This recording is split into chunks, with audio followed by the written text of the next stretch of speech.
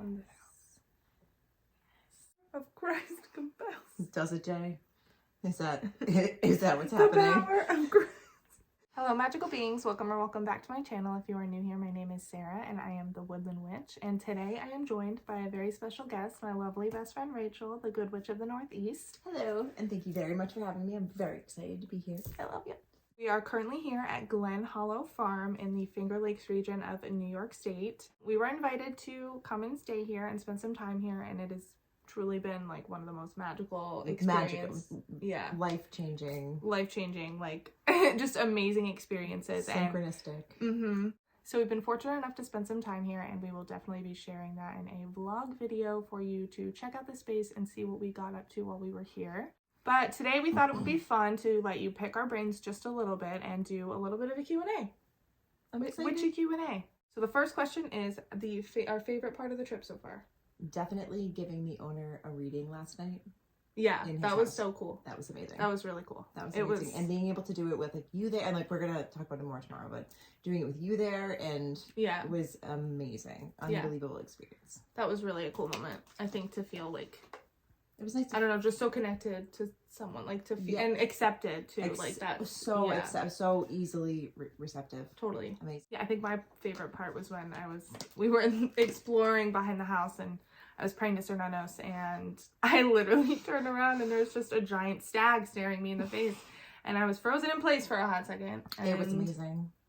It was really amazing. And then I shoved a camera in your face. And then she shoved a camera in my face to record a reaction. And it was a big moment. We'll reveal that facial expression next week. What are our plans for the lunar eclipse? Okay, let's talk about how we thought it was this morning at 4:09. Yeah. And so when your alarm went off at 3:30, I thought I was home in bed and was like, why is your alarm going off? Yeah. Wait, I'm not there. So I set my alarm for 3:30. We weren't missing it. Mm-hmm. And you even said, you were like, can you stay in bed? I'm tired. And I was like, Rachel, we cannot miss this. You were like, you don't even want to get up to look at it? I was like, you don't want to get up to look? You don't want to look at it? You don't want to look at it? Anyway, so funny. We went outside and it was hidden by the trees. And come to find out, it wasn't even actually happening. So tonight, or tomorrow morning at 4:09, yes. We'll be getting up again. This eclipse has just been very much about just literally going with the flow and going like individually, and like being really present, but like outrageously present, like as present as you possibly can be. And so like shoved in for me face. Yeah, undeniable. For me, I think that's what I've just been doing. This eclipse is not really forcing anything. Yeah, and just doing my plans are just going with the flow. I feel like absolutely. Our favorite Oracle tarot card combo.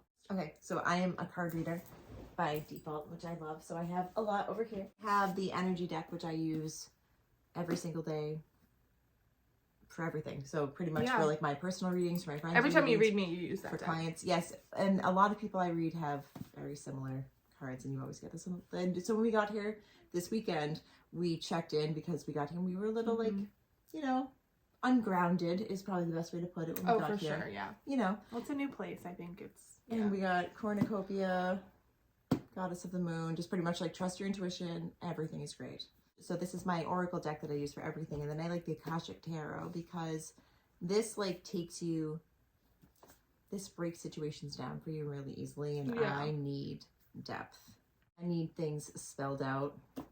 I think that's why our friendship works, because we need very much in your face, spelled out. You cannot deny the message that is coming through. Yeah, signs. You cannot. The signs that you've already given me. You cannot misinterpret this. There's no misinterpretation. That's all we want. Yeah. My favorite Oracle Tarot combo is the Green Witch Tarot, which I shared in my tarot video where I showed you all of my tarot decks. And then my Oracle deck would probably be Woodland Wardens that I pair with this all the time. This is my favorite combo. They're both really nature-based and animal-based, and that's like the root of my practice and so important to me as a practitioner. So I love using those two together and seeing the symbolism in nature represented in the cards, and I think that's how I receive the message the best. Okay, so this one is give me all the faves. They want our favorite season, element, color, plant, planet, divination method, Crystal, card, and myth. Okay, first up, favorite season. Yeah, autumn into winter. I think autumn into winter. Yeah, Yeah. I feel the most alive. I feel like we talked about this. I have like reverse seasonal depression. That was so, and then is like today she said, so yeah, that's absolutely summer okay. is like I feel the most bogged down. Yeah, I'd probably say Samhain into probably the winter solstice is 100% my favorite time of year. For sure. Me too. Okay, favorite element. Air. Earth. So shocking. Shocking. Favorite color. Green, purple, black. 3. That was a lot. I wasn't excited. And she knew. She knew right away. Mustard orange. Mustard yellow. I think I'm an earth tone person. You're an autumn, 100%. I would say everything forest green, like a mustard yellow and a maroon, or burnt orange. This is the vibe. That'll do it. Favorite plant. That's unfair. I can't say mine. Demonetized.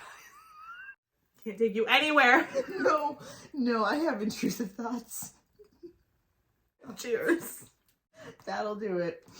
Unfair. It's quite frankly, it's an unfair. Never mind. Rose.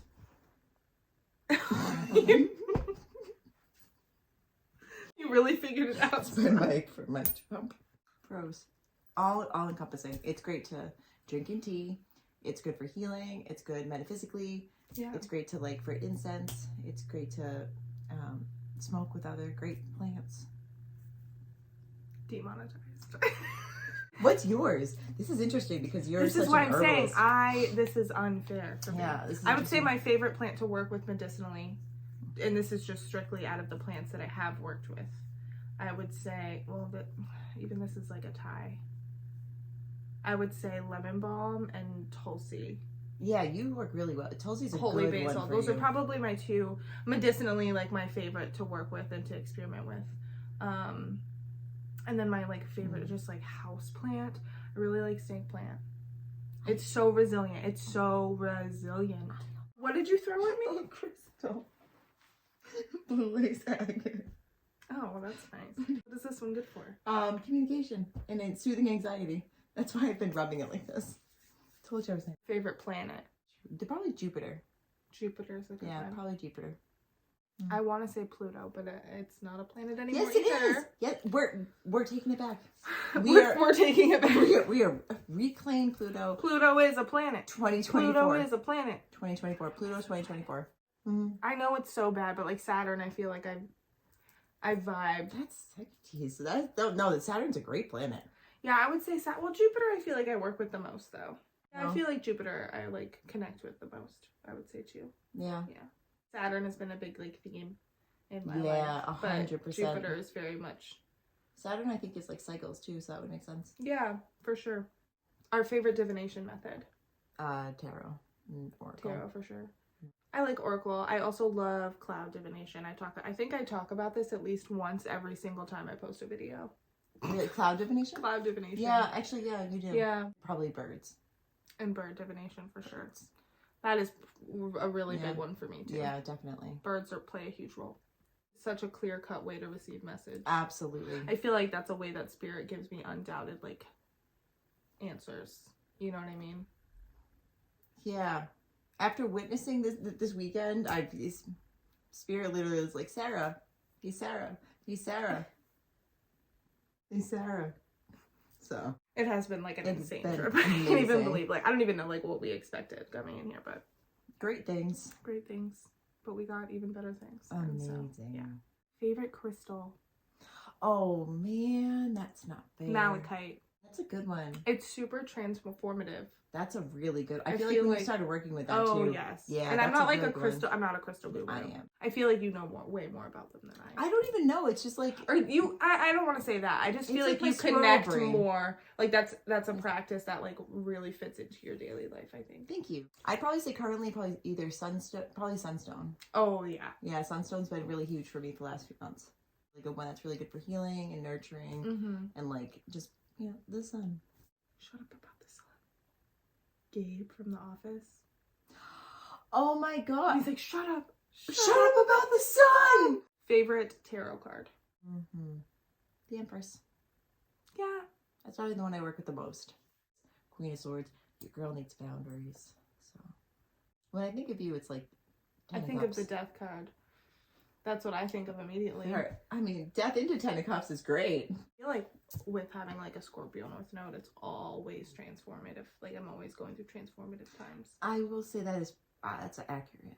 My favorite card is the Death card, just because when I first started reading tarot, it was the one I was the most afraid of. I've grown the most with in as far as understanding. Mine was a Tower. That's funny. Yeah. I like that a lot. Favorite myth. I think mine is the Banshee in Irish lore. That's present today. That was very present today. It's been very present. That story. The Celtic lore has been super present. Well, specifically that one, I think, has been very, like, popping up a lot. Essentially, the Banshee is, in Irish lore, a woman who was the harbinger of death. Mm-hmm. And she would link herself to specific families, and when you heard her cry and weep, she was known as the weeping woman. When you would hear her cries, then you would keening, the keening woman, then you would know that someone in your family was on the verge of dying. It is terrifying, but powerful in the same like haunting sense. You know, Haunting. I like when I think of like a typical like definition of the word like haunting, it would be like a banshee cry or like that era. Yeah. What's your favorite myth? My favorite myth was probably the myth of Bastet fighting the snake.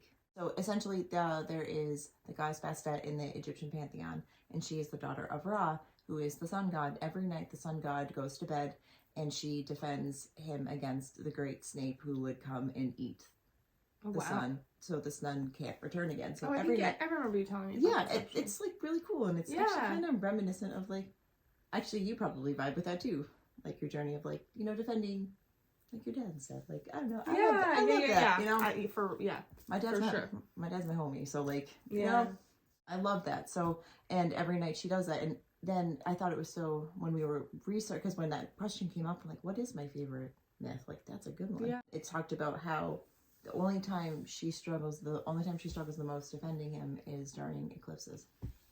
Oh, that's like perfect. What is the best way to set energetic boundaries? This is a great one. Your girl needs that. And we all need boundaries. We all do. Like especially if you're in a healing journey, and especially like which we all are. Everybody like at this point, we're all there. We're all in. Deep. Definitely crystals are a good one, and then just imagery has been huge for me. Yeah, wording yourself and your name completely is important.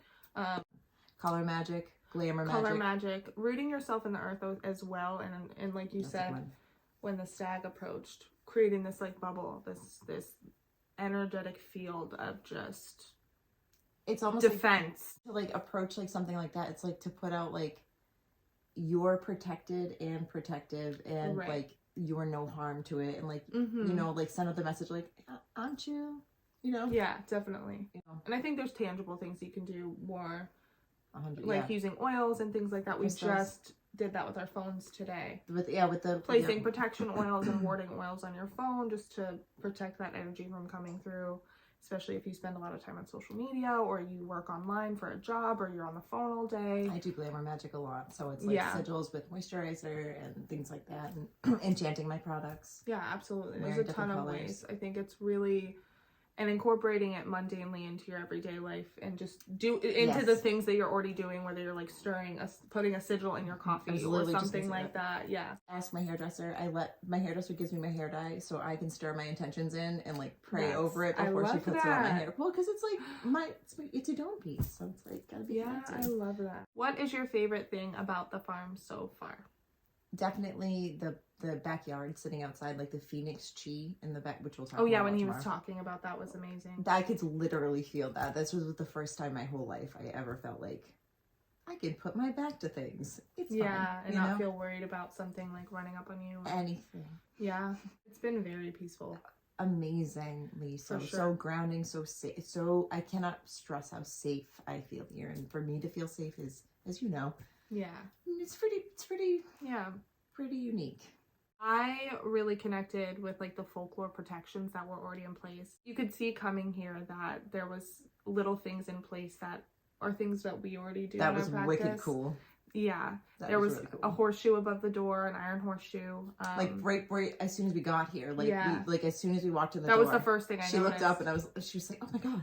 I was like, we are so the safe. horseshoe, because we were feeling very nervous about, just feeling unguarded, new place, and when I saw that, there was like a sense of, I would say, like peace. And as we walked through the rest of the house, there was like besoms everywhere, and just like little the bird's nest and little things that were safe soap. Oh my gosh, yeah, little things that were just like left in place purposely. You can feel that this house is just just because of the way they cared for it and appreciate all those amazing things that we got to experience here. All right, everyone, that is our Q&A. Thank you so much to those of you who put forth questions. We had such a fun time answering them. So much fun. This is great. It's really great. This is like my first time having somebody on the channel too, which is awesome. To anyone outside of you, so this is great. Yeah, and I'm honored to have my best friend here. Thank you so much for sharing. We look forward to sharing the rest of our trip with you in our next video. So much to talk about. And it has just been an amazing trip. So as always, thank you so much for being here, and we will see you in the next one.